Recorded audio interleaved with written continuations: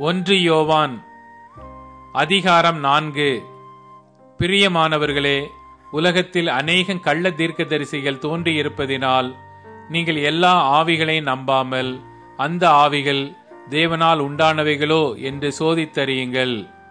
தேவ ஆவியை நீங்கள் எதினாலே அறியலாம் என்றால், மாம்சத்தில் வந்த இயேசு கிறிஸ்துவை அறிக்கை பண்ணுகிற எந்த ஆவியும் தேவனால் உண்டாயிருக்கிறது. மாம்சத்தில் வந்த இயேசு கிறிஸ்துவை அறிக்கை பண்ணாத எந்த ஆவியும் தேவனால் உண்டானதல்ல. வருமென்று நீங்கள் கேள்விப்பட்ட அந்தி கிறிஸ்துனுடைய ஆவி அதுவே. அது இப்பொழுதும் உலகத்தில் இருக்கிறது. பிள்ளைகளே, நீங்கள் தேவனால் உண்டாயிருந்து அவர்களை ஜெயித்தீர்கள். ஏனெனில் உலகத்தில் இருக்கிறவனிலும் உங்களில் இருக்கிறவர் பெரியவர். அவர்கள் உலகத்துக்குரியவர்கள். ஆகையால் உலகத்துக்குரியவைகளை பேசுகிறார்கள். உலகமும் அவர்களுக்கு செவி கொடுக்கும்.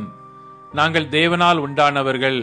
தேவனை அறிந்தவன் எங்களுக்கு செவி கொடுக்கிறான். தேவனால் உண்டாயிராதவன் எங்களுக்கு செவி கொடுக்கிறதில்லை. இதனாலே சத்திய ஆவி இன்னதென்றும் வஞ்சக ஆவி இன்னதென்றும் அறிந்திருக்கிறோம். பிரியமானவர்களே, ஒருவரில் ஒருவர் அன்பாயிருக்க கடவோம். ஏனெனில் அன்பு தேவனால் உண்டாயிருக்கிறது. அன்புள்ள எவனும் தேவனால் பிறந்து அவரை அறிந்திருக்கிறான். அன்பில்லாதவன் தேவனை அறியான். தேவன் அன்பாகவே இருக்கிறார். தம்முடைய ஒரே பேரான குமாரனாலே நாம் பிழைக்கும்படிக்கு தேவன் அவரை இவ்வுலகத்திலே அனுப்பினதினால் தேவன் நம்மேல் வைத்த அன்பு வெளிப்பட்டது.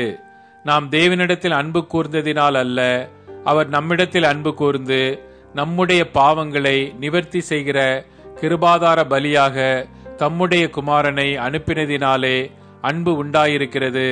பிரியமானவர்களே, தேவன் இவ்விதமாய் நம்மிடத்தில் அன்பு கூர்ந்திருக்க நாமும் ஒருவரிடத்தில் ஒருவர் அன்பு கூற கடனாளிகளாயிருக்கிறோம்.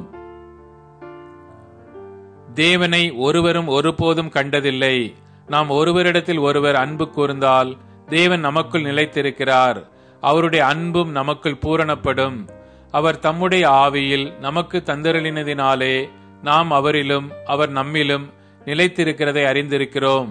பிதாவானவர் குமாரனை உலக இரட்சகராக அனுப்பினார் என்று நாங்கள் கண்டு சாட்சியிடுகிறோம். இயேசுவானவர் தேவனுடைய குமாரன் என்று அறிக்கை பண்ணுகிறவன் எவனோ அவனில் தேவன் நிலைத்திருக்கிறார், அவனும் தேவனில் நிலைத்திருக்கிறான். தேவன் நம்மேல் வைத்திருக்கிற அன்பை நாம் அறிந்து விசுவாசித்திருக்கிறோம். தேவன் அன்பாகவே இருக்கிறார். அன்பில் நிலைத்திருக்கிறவன் தேவனில் நிலைத்திருக்கிறான், தேவனும் அவனில் நிலைத்திருக்கிறார். நியாய தீர்ப்பு நாளிலே நமக்கு தைரியம் உண்டாயிருக்கத்தக்கதாக அன்பு நம்மிடத்தில் பூரணப்படுகிறது. ஏனென்றால் அவர் இருக்கிற பிரகாரமாக நாமும் இவ்வுலகத்தில் இருக்கிறோம். அன்பிலே பயமில்லை. பூரண அன்பு பயத்தை புறம்பே தள்ளும். பயமானது வேதனையுள்ளது. பயப்படுகிறவன் அன்பில் பூரணப்பட்டவன் அல்ல. அவர் முந்தி நம்மிடத்தில் அன்பு கூர்ந்தபடியால் நாமும் அவரிடத்தில் அன்பு கூறுகிறோம். தேவனிடத்தில் அன்பு கூறுகிறேன் என்று ஒருவன் சொல்லியும் தன் சகோதரனை பகைத்தால் அவன் பொய்யன். தான் கண்ட சகோதரனிடத்தில் அன்பு கூறாமல் இருக்கிறவன் தான் காணாத தேவனிடத்தில் எப்படி அன்பு கூறுவான்? தேவனிடத்தில் அன்பு கூறுகிறவன் தன் சகோதரனிடத்திலும் அன்பு கூற வேண்டும் என்கிற இந்த கற்பனையை அவராலே பெற்றிருக்கிறோம்.